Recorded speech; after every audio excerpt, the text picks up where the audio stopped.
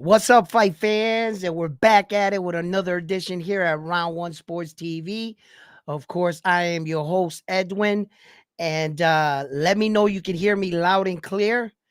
Let me get a couple likes up in there too. Let's smash those like buttons. And if you haven't already, subscribe to the channel. We got a lot of boxing to break down today, a lot of boxing news coming up.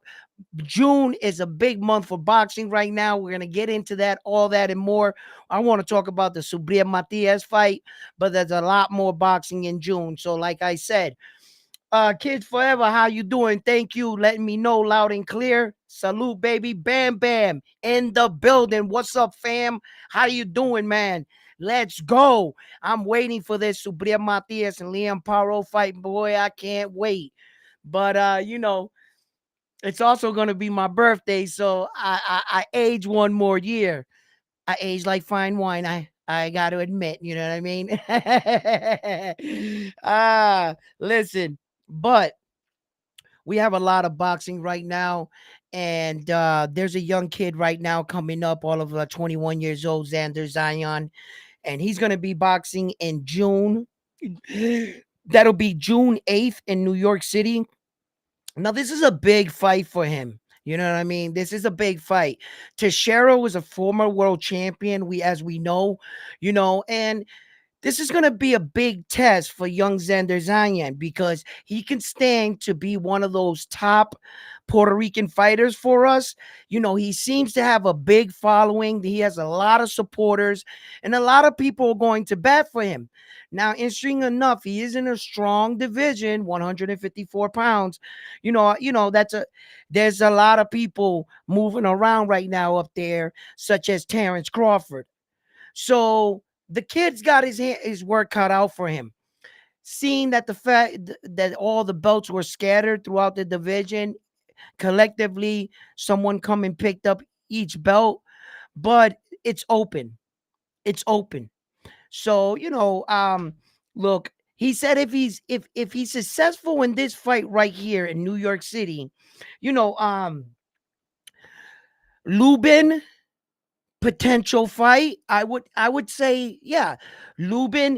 I think he did say Josh Kelly in an interview, but Josh Kelly would be another fight for his young Xander Zayas, things like that. So we're gonna see where he ends up, as well as in June 15th, of course. You're gonna have Tank Davis versus Ghost Martin out in Las Vegas.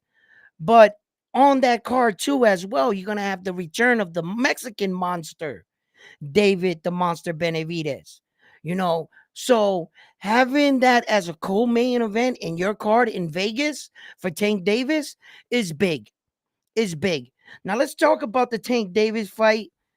You know, um, if Frank the Ghost Martin wants to box with Tank Davis, Tank Davis can do that. If he wants to fight in counter, Tank Davis can do that. Um, if you ask me, I think that Frank the Ghost Martin is really good in finding windows where that when Michelle Ali Rivera was fighting with him, that's mainly where he found success. Now, Frank the Ghost Martin is coming off a little lackluster performance coming into this fight, seeing that he kind of got called the duck in the Shakur Stevenson situation, where that he took the fight with Shakur Stevenson and then last minute he pulled out. Something about not getting paid or something. You guys remember that, right? So he denied the Shakur Stevenson fight. Then he sits back and watches Shakur Stevenson put up that kind of performance against Edwin De Los Santos. Now Shakur Stevenson doesn't look that invincible, does he? So he goes and elects to fight Tank Davis. Look, it's a for a world title. And when your opportunities come, you better be ready for those opportunities. If Tank Davis is successful and he gets past Frank the Ghost Martin, here we go again. Fighters have a tendency of putting the cart before the horse. He's already calling out Shakur Stevenson, Tank Davis. brother, you need to focus on Frank the Ghost Martin. Now, that's going to be a big fight. We have another fight in London. Smith, Bell Smith, he's fighting in London. I'm not sure if I would be covering that fight, but if anybody's interested, there's going to be fights also in London on June 15th. Okay. Now, the big fight for me on June 15th is going to be Subriel Matias versus Liam Paro. Why? Subriel Matias is the current Puerto Rican superstar. That's right. He is the current. Xander Zayas, young prospect coming up. He has potential. But this is the current. We're talking about men like Subriel Matias. Let's talk about him. Subriel Matias is brutalizing and terrorizing the 140-pound weight division. A lot of people in the beginning didn't even acknowledge him. They were pretending like he didn't even exist. You know how all reporters and interviews go. They're going to say what they need to say in front of the camera. But behind the scenes, why is it that their next fight was everyone else except Subriel Matias? Now, I got to tell you that Subriel Matias' last 5 opponents, not only were all 5 of them undefeated fighters, he made them all 5 quit. And I got to tell you, the last guy he beat, I think can beat anybody in the 140 pounds weight division. And he made all these guys look below average. Subriel Matias right now has an opportunity to not only show the world who he is, but make a statement that he's looking to unify.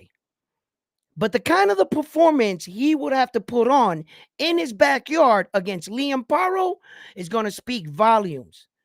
Liam Paro is an undefeated fighter. Here we go again. How many last undefeated fighters did you put in front of Subriel Matias and yell that undefeated shit?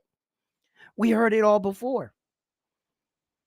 The last 5 guys were undefeated, just like Liam Paro. Okay, Mr. Liam Paro, you know what he says, right? The only thing Subriel Matias is good at, better than me at, is losing. Subriel Matias has some choice words for him too. He said, well, then I will welcome you to that club. I'm going to show you what that is like.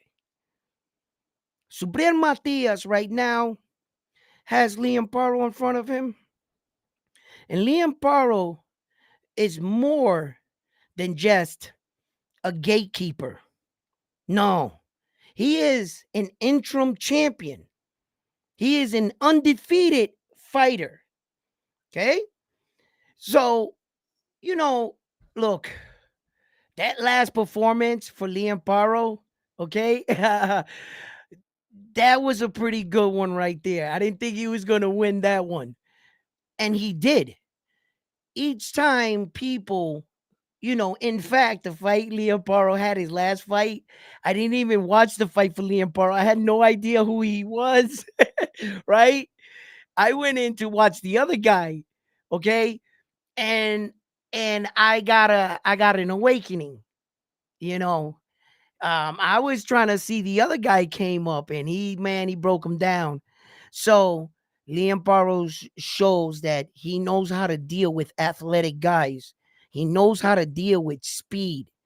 He knows how to try to, nullify power, But Liam Paro has never come up against the type of fighter that Subriel Matias is.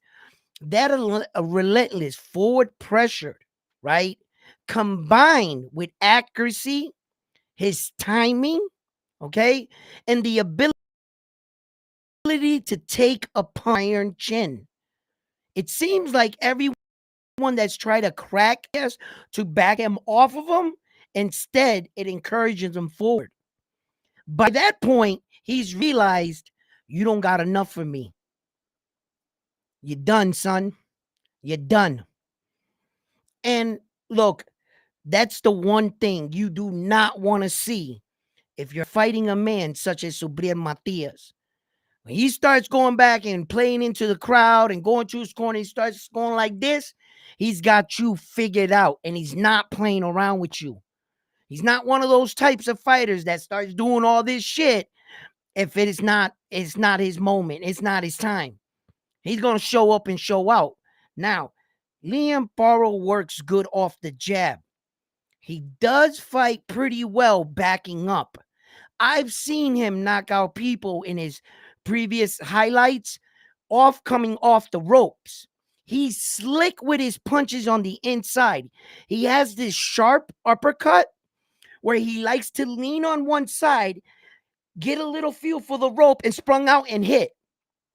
You know what I'm saying? And he's trying to roll with the shot too, because that shot is coming over the top. He kind of like beats his guy there. The one thing with Subriel Matias, he doesn't fight out of a high guard. His guard is usually a low guard. It's like this. It's not like he's right here. He doesn't fight out of a high guard. So usually, typically, his punches are going to be coming from this direction, like this. They're going to look like slaps, but believe me, they're not. Those are well-placed, well-timed, fucking hard punches. And, I've seen men before play with their food.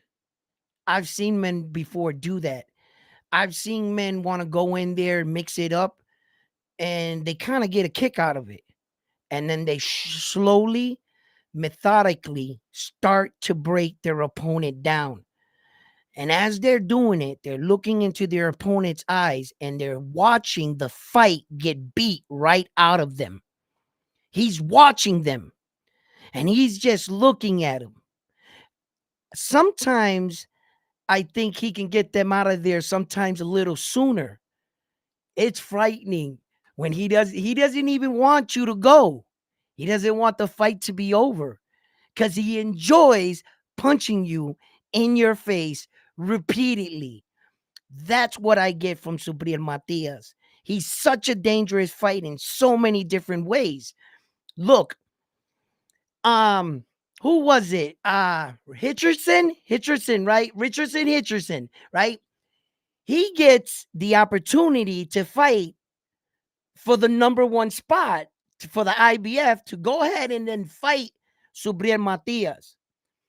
I want to bring back your memory. You guys remember this, right? Y'all heard all this shit. Hitcherson was popping at the gums before his fight that Subriel's no boogeyman and that he would love an opportunity at that belt. He goes in the ring with his guy after the fight. He's on YouTube channels talking about, there's life after Subriel Matias. I got to live my life after you fight Subriel Matias. So I got to get ready. So he went and talked himself up into a position where the IBF wasn't getting any phone calls for the number one spot. He comes, gets himself in line. You want to fight him? You want the number? All right, you got that. No sooner he gets the number one spot, brother, we ain't heard from that man since. He said, hell no, I ain't fighting that guy. Yo, I've seen some of the weirdest things lately in boxing, and a lot of people are getting called out on their shit talking. Yo, Goodman went in the ring with Naoya Inoue. Yo, popping shit, talk about fight me or vacate the belt. Yo, the Japanese dude said, I'll fight you in 6 months. Yo, no sooner that they left, a week later, they notified his team and told them the September date, listen, we're going to fight someone else for Goodman there. We're going to get a tune-up fight in between. Then we'll fight you. Yo, how you going to get in a ring with a guy, the fucking world champion, right? And call him out and tell the entire world in his whole country, yo, I've been the mandatory for a year. Either vacate the belt or you're going to have to fight me. And when he says yes, he goes, I'm gonna go fight somebody else, right? Yo, where do they do this at and can get away with it and walk around beating their chest like they real tough, like they wanted that smoke? Richardson Hitchison is walking around like he campaigned for Subriel. He don't want it. Goodman campaigned for that. They paid for a plane ticket for him to get there to be in attendance. The minute they told him you want that smoke, talk is fucking cheap. And you can see it for yourself unfold. These guys don't want it. Listen, all this bullshit that they're saying, oh, Subriel's not that guy. Subriel ain't that. Tio talking this. Brother, who the hell is Teofimo Lopez fighting right now? Can somebody help me out with that? Who is that? And if it's true that Devin Haney's going to fight Sandor Martin, okay, I jokingly said Sandor Martin is going to beat Devin Haney, right? On the outside looking in, that's still fucking Devin Haney, okay? That's still Devin Haney. Sandor Martin's good. I'm not sure if he can beat Devin Haney. I said he would beat him. Why? Because I was kind of prisoner in the moment. I'm thinking Devin Haney might not be the same fighter. Like mentally, like a Wilder, right? The only way I can find that out, get in the ring with somebody. And I'll tell you if you broken. I'll tell you. I've seen fighters rise up off of a loss and dominate. Manny Pacquiao. Manny Pacquiao got a few losses. You think that affected that man in the slightest? The next fight he went out, he was winning. He was trying to you saw Manny Pacquiao again. It didn't affect him. And some men, it's like a mental block. Once they lose, they are never, ever the same fighter. We've seen that time and time again, haven't we? Yes, we have. So these are things I talk about until I see that with my own eye test. You can't sit behind a desk or be his trainer or be his father and convince me otherwise. Because that's all talk. Let's see what he actually looks like. And I'll go from there. All I need are these two. And I'll tell you. But they're looking at Devin Haney like he's food. Like he's soft. Just like they're looking at Shakur Stevenson off that performance with Edwin De Los Santos. Shakur Stevenson knows what he's going in the ring for in July in Newark. He knows what he has to do. Let Shakur Stevenson come out and give us a dud on ESPN. Go ahead, Shakur. Don't show up for this fight. See what happens. You will have to pick yourself up from the fucking realms. And I mean, a knockout on your third fight, it would be a mandatory thing for you. Go ahead and run around that ring like you did that night. Every fighter's entitled to a bad night. Do I hold Shakur Stevenson to that? No. That's still Shakur Stevenson. I know what the fuck he can do, right? But I'm going to put some pressure on him too. Just like the rest of us, we want to see what we know, who he is and what he has the capability of being as an American fighter. Shakur Stevenson, we want no less. If you're going to claim status of men like Terrence Crawford, Floyd Mayweather, and those names freely roll off your tongue just because you can say it, well, damn it if you don't have to perform like it. That's all we're saying. These kids have no problem claiming to be the GOAT. No belts, no nothing. Ryan Garcia. He's a king. He's got crowns tattooed on his back. Ain't never fought for a fucking world title in his damn life. But if you let him tell it, he'll put that silver Intrum Lake Plaza belt on and campaign around if you let him. But he knows the reason why he don't do that because other fighters will pull his card. Yeah. You're going to need a real one, son. Not with that shit you popping. All this shit with this 2-year ban, Ryan Garcia is starting to realize, same thing I've said since the beginning. I've never changed my story. I have receipts. Every video has been the same on my debate with Ryan Garcia. He was guilty. It's just a matter of suspending him for how long. Ryan Garcia should have not been playing with these people, submitting all his drugs, the vitamins he bought. If in a rage he threw that all out, or if it's true, someone might have spiked his toothpaste, Victor Content said on an interview one time, right? He'll never know where it came from. It will make him look like the biggest liar in the world. This kid would be confused. He'd know in his heart of heart you didn't cheat. And if somebody actually spiked your toothbrush, tell me, how would you get out of that one? When you truly don't know where the fuck it came from, what's it gonna make you look like? Do I really believe that Ryan's that dumb to take a PE weeks before the fight? Why? Why risk so much? Knowing he was trying to shoot for that weight, realized he couldn't make it, there goes your title shot. On top of the title shot, even if you would have made weight, you had plans on testing positive and being stripped. That was your plan. Because you got to remember, there was no way out of it. He had to have known he was going to test dirty. Being the fact that he took those other tests a couple weeks prior to the date, right? He was clean, and Devin Haney was cleared. So that's what we got to go off of. How dumb can a person be? I don't buy it. I don't buy it.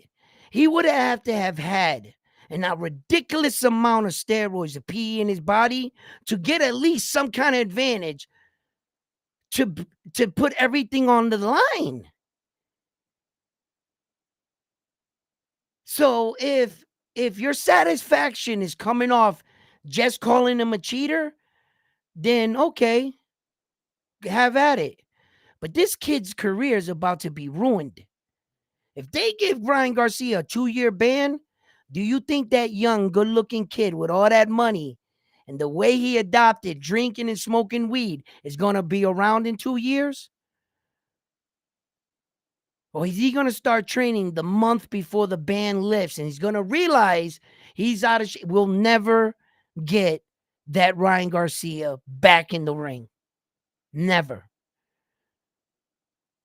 I wish that I would say the 2 years, he's young enough that 2 years should not affect any other person on the planet. Any athlete, dedicated athlete, that's not what he is. He's not dedicated to nothing. He ain't even dedicated to himself. Ryan Garcia. You actually telling me that through something that's going bad, he doesn't train for fights, regular schedule fight. After beating Devin Haney, you know what he said? Yo, I know my performance and my training wasn't the best. He knew.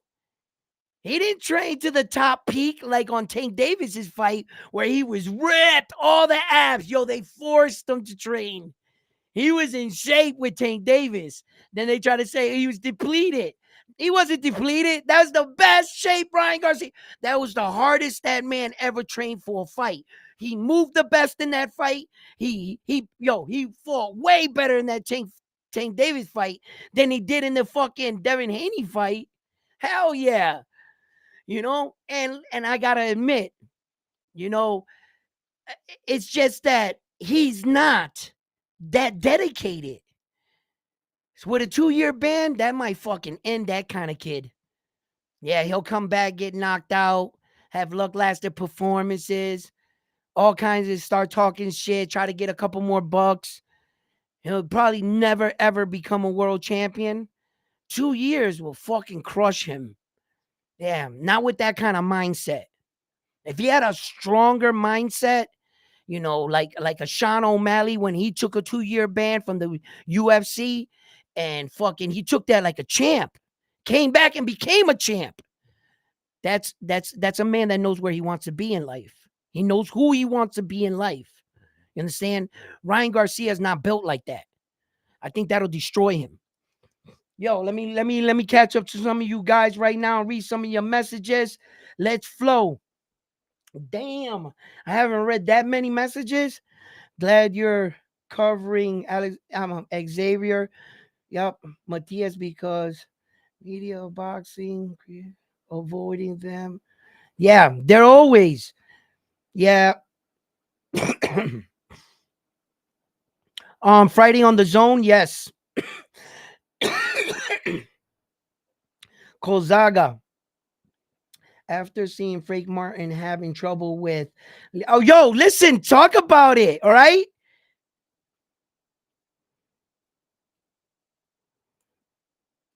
Listen, I think that a lot of people are putting a lot of stock in Frank the Ghost Martin.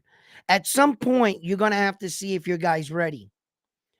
Frank is not getting any younger either. He's got some good fights underneath his belt. It's time to shoot for that world championship. It's time. Unfortunately, the champion you're fighting is Tank Davis. That's the unfortunate. That's just like it's time for Liam Paro to try to get a world title. Unfortunately, he's coming up against Subriel Matias. You see what I'm saying? you know, uh, I don't know. Maybe he should have fought Isa Pitbull Cruz. I don't know. Try your luck with Devin. I hear he's not doing too good, right? But it's listen. I think Frank the Ghost Martin, we're gonna watch Frank the Ghost Martin get knocked out for the first time. Yeah. If you thinking we're about to watch Tank Davis get knocked out for the first time, Tank Davis is a different creature inside the ring under those lights. He is. He's different than what he is in the gym. I can tell you that.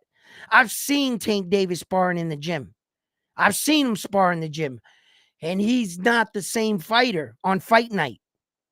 He's like, even his aura changes, tanks. It's like he fights you for like a round or whatever. He's got that same face. I'm not sure if he's thinking it in the first round, but he kind of sits down on his stool on the first round. And if you ever notice this, right? People all talking to him, right? Once Tank Davis starts talking to the crowd, he turns, he starts talking to his mom, he starts answering the announcer. He starts in the ring. The guy commentators are talking. The fucking building is packed. All sound is canceling out sound. The guy goes, maybe this guy's gonna try this against Tank Davis. Tank Davis turns around and goes, he better not try that. And he's hearing him.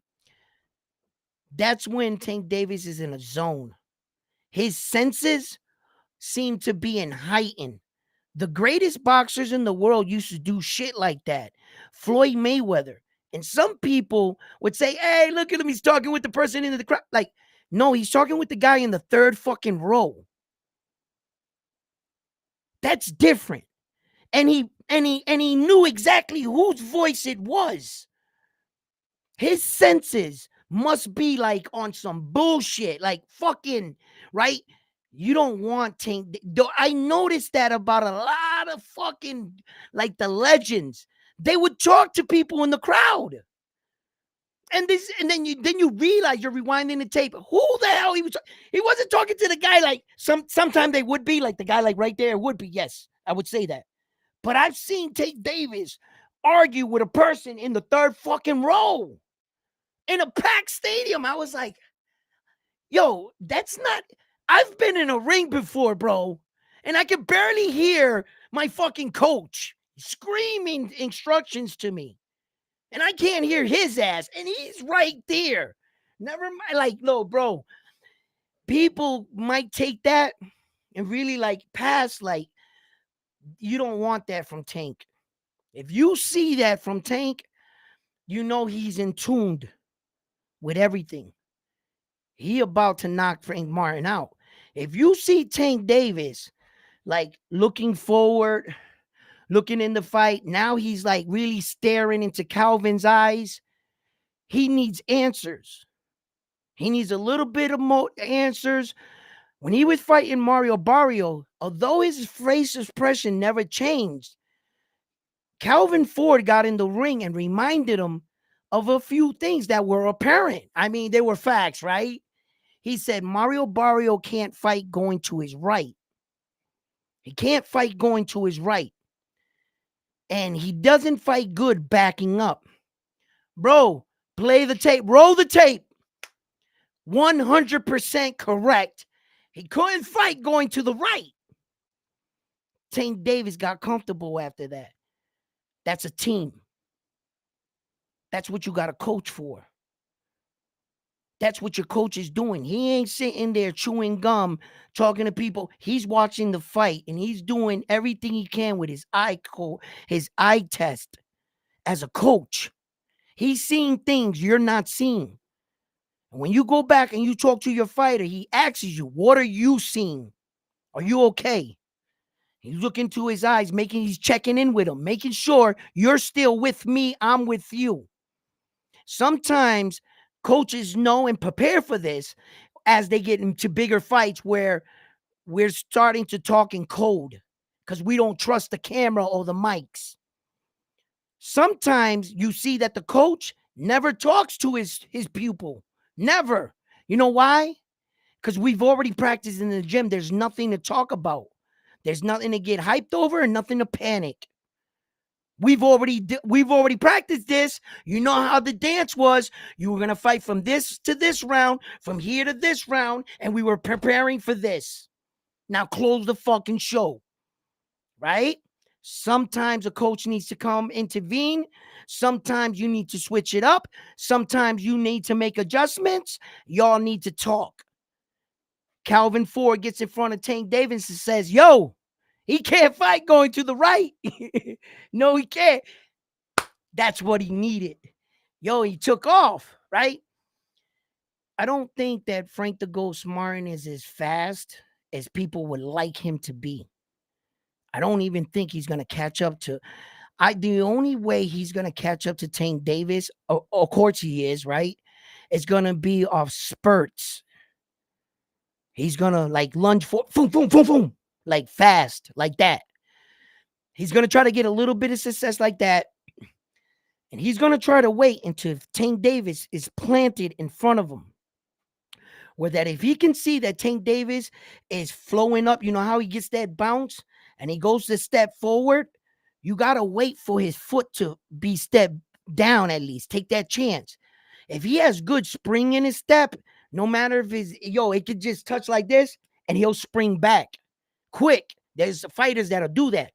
But you got to find that shit out. You know, you got to see if is he springing? Is he standing still? What's he doing? And, you know, you start to figure them out. Boom, boom. There's a process. Sometimes fighters come out hot. I don't know. You know, this is an interesting moment for Tank Davis. Why? Because this will officially make him a 2-division world champion. He needs to win this belt to solidify himself as a 2-division. Without this fight, yo, Frank Martin, oh shit. If Frank Martin wins this fight, Tank Davis is not a 2-division world champion. Nah, he's going to get credit for it. He shouldn't get credit for it, but he's going to. Yeah, because they already served him with the upgrade and they've already upgraded. The organization has acknowledged him as the super champion. He hasn't beaten anybody for it, but the minute he enters the ring, I think it's going down as a title defense for Tank Davis. And whether he loses it or not, if that goes down as a title defense, yeah, he'll have to, no matter what. You won't be able to take that away from him. The second he steps in the ring, he becomes a 2-division world champion, to tell you the truth. Yeah. So even in loss, he can't, yeah. But Tank Davis will have to solidify it. You know what I'm saying? So, yeah. Absolutely. He's gonna have to do, yeah. I don't know. They're not just gonna give him the fucking status, you know what I mean? Uh Another fighter that wants out of Mayweather's promotion. This is sad. Ingram, he wants out. I was thinking about that too. The Bivol and Bivol and Arthur. That's going to be scheduled for October 2nd. So they got a date on that fight, and that's going to be amazing. That's going to be for 4 belts. So uh, look, tells the victory between Subriel Matias and Liam Paro. Tails to victory between Tate Davis and Frank the Ghost Martin. Listen, Liam Paro is going to have to block out all the noise. He's going to have to be like, I've been in enemy territory before. I've pulled up the upset. It's just time to go in and perform. Liam Paro must be prepared to experience moments or situations he has never experienced in the ring. Doesn't mean he necessarily has to experience them. He can try to avoid them. Don't let Subriel Matias open up on you. Do not stand in front of Subriel Matias. Try to box and, playing counter punches off Subriel's punches, I wouldn't recommend it. But I would also use my elbow on the inside and use it as a frame. When he gets too close, push off. Make distance. Don't have Subriel Matias coming in the front door and putting chest to chest, head to head with you. You don't want to be there. So work around his low guard, right? If you can get him to react to the low, come upstairs. Catch him. Catch him. Try not to fight going backwards all night. It's going to fatigue you. You're going to have to stand your ground. But standing your ground doesn't mean you have to be forehead to forehead with him. Use framework. You might take 1-2, but push him back. Hit him, push him back. Hit him. Don't just let him stand in front of you. If Liam Paro can give Subriel Matias enough to back him up, maybe even stun him a little, and methodically start to break him down. Go downstairs to his body. Hit him with that sharp uppercut on the inside. Frame off, push off. I'm going to get back in the center of the ring and go to work. It's easier said than done when you got this guy just relentlessly coming forward. If you see that he's coming in through the door, like I said, hit, frame, push, and try different avenues of doing that and keep him off you. Work your jab, work off your jab, and remember to look for your openings. As for Liam Paro, Subriel Matias, all he has to do is be himself. Subriel Matias, just be yourself. Do exactly what you did the last 5 fights. I'm in agreement. If it ain't broken right now, don't fix it. And if any virgin, any type of possibility that the next time we see Subriel Matias in June 15th against Liam Paro, he's a better version of himself, don't change anything. You have 100% knockout ratio, and the last 5 men quit on you, and they were all undefeated. What's wrong with that? Subriel Matias is going to come in, kick open the front door from a low guard, and beat the shit out of Liam Paro. He's going to brutalize his body, his arms, his shoulders, his face, and the side of his head, mainly in this area right here. He's going to have Liam Paro's head ringing by the third, fourth round. He's going to start to question himself. He's going to get a surge of energy, at least he thinks, and he's going to try to fight Subriel. Subriel's going to show him why he's just different and why sometimes they don't understand what he's doing. Maybe he's the type of fighter they won't know what he's doing until he's gone. Then they'll appreciate his style. But until then, let's see what he does. I gotta admit, he's a pretty exciting fighter. And I think he's going to take over for Ed Hearn in matrimony, seeing that none of his other fighters are winning. Okay? You want a winner? Hey, yo, Ed Hearn, go to Puerto Rico. We'll get you a dub. Looks like you need one. Yo, either way, check it out. He's going to win, Ed Hearn. You know that, right? And I'm not just saying it because of taking Subriel Matias fight, because Liam Paro is an Ed Hearn fighter. So whoever wins, Ed Hearn is going to win. That's why I'm arrogant and talking it, because either way, technically, he's going to win. You know what I mean? You see? So Tank Davis and Frank the Ghost Martin, man. Listen, Frank the Ghost Martin, I think he'll be a little nervous, but it'll be another day in the office. But for the first time, I think Frank the Ghost Martin is going to deal with a level of speed and finesse he's not been in with. Although Michelle Ali Rivera is a good boxer, he's good. He's a good boxer. Michelle Ali Rivera at times was watching Frank the Ghost Martin, and he was waiting for him a lot. When he did build up the courage to build up sequences to exchange, Frank the Ghost Martin was fighting off the back foot, counter punching him, and he was hitting him beautifully straight down the pike. And he was walking right into some of those shots. There was something questionably wrong with Michelle Ali Rivera, but listen, Frank the Ghost Martin got the dub, and he fought a hell of a fight. His last performance, look, guys, sometimes you can't hold fighters to some performances, and I believe that Frank the Ghost Martin knows what this night holds. It's for a world title, first of all. This is his life's body of work.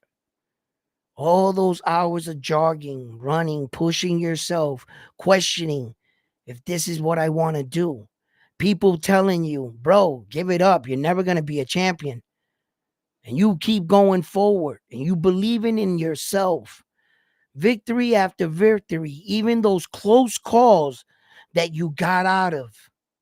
And here you are. Here you stand in front of the man that the world deems the face of boxing.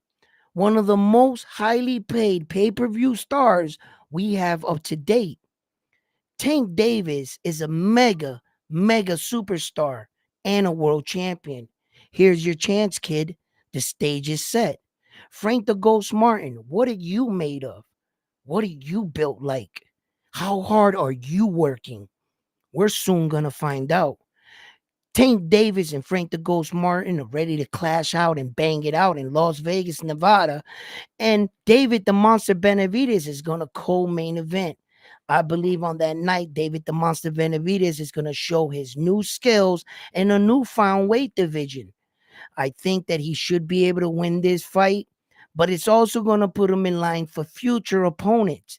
They've already questioned Demetrius Bivol and asked him if he would welcome a fight, and he said he would welcome him, and Arthur would too as well. So if we can finally get that fight off and running with David the Monster Benavidez and Las Vegas with Tank Davis, and then we can also get Demetrius Bivol against Arthur going, and he comes off that injury and everything goes as planned, then maybe we can have a future mega showdown with whoever wins from that fight and David the Monster Benavidez. You know what I'm saying? At 175. You know, the IBF ain't playing around no more. As you can see, they're starting to strip people. Canelo's all kinds of mad. But he did report that he will not be stripped and that he will entertain the fight, the number one contender at the IBF. And he's telling them, okay, you want him to, I'll fight him. But Canelo can take this fight and legitimately say, I'm not picking a tomato can. They're making me fight this guy. I have to fight this mandatory. So don't give me any shit. Why I didn't fight David the Monster Benavidez? Because they were going to take my belt and I had to fight this guy. He's got the perfect scapegoat. How long did it take him and his team to figure that one out and say, wait a minute, Saul, millions of dollars and easy title defense? This is right up our alley. Yeah, we'll take the fight. Them son of a bitches. Yo, he slides by everybody. God. Hey, yo, Coqui, what up, baby? Matias fought his last fight with 2 broken hands and still made Erger said quit. Yeah. Matias made me more active in the first round with more pep in his shots. We will see, but best. Yeah. Liaim Paro can't fight dirty with Matias. No shit. He don't. I don't think you want to do that, right? Matias will take advantage of that. Paro will find himself spending time trying to bully when Matias will turn it. Yeah, right around on him. And he does that to a lot of fighters. They think they're gonna go in and bully the bully, and that fucking backfires on them. Like I talked about, everyone that tried to use that technique where they were like using their movement and they were bouncing on their feet and they were trying to stay on the outside and throwing volumes of punches and meeting them in the center of the ring. Once they saw Matias take that first step, they would fire off on him like um Ponce did, right? He's right. But at what cost? He drained himself faster. He threw way more punches than he needed to. At what cost? Eventually, what ends up happening, they end up standing in front of him because they're already a little tired and they start to notice, I can't keep doing this all night. I gotta resort all the remaining of my energy and stand my ground. And I'm gonna bang it out with this guy and I'm gonna bully this guy backwards. That's the mistake. From there, I once I see that, I'm like, checkmate, bro. You're done. Yeah, bro.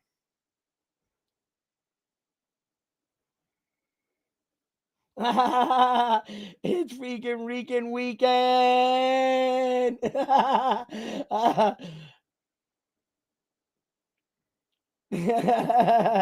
Yeah, baby, you know it. Yo, guys, listen, it's gonna be an amazing fight, an amazing time. You guys can go and show your support to both fighters. Um, uh,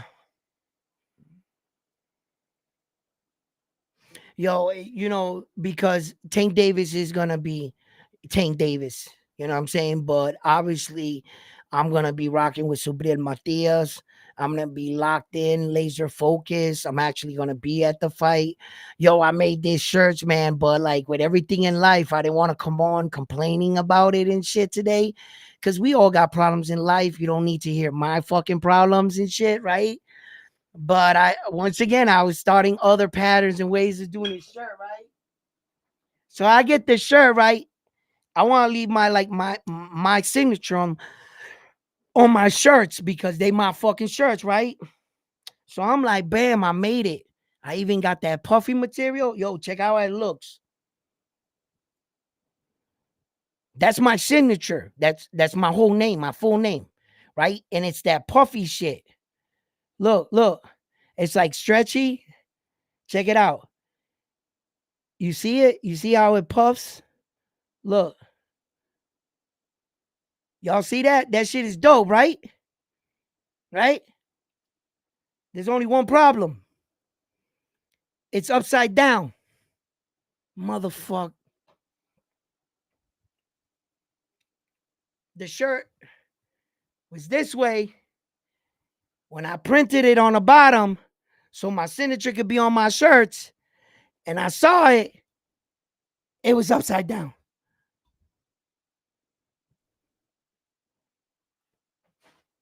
Some bullshit, bro.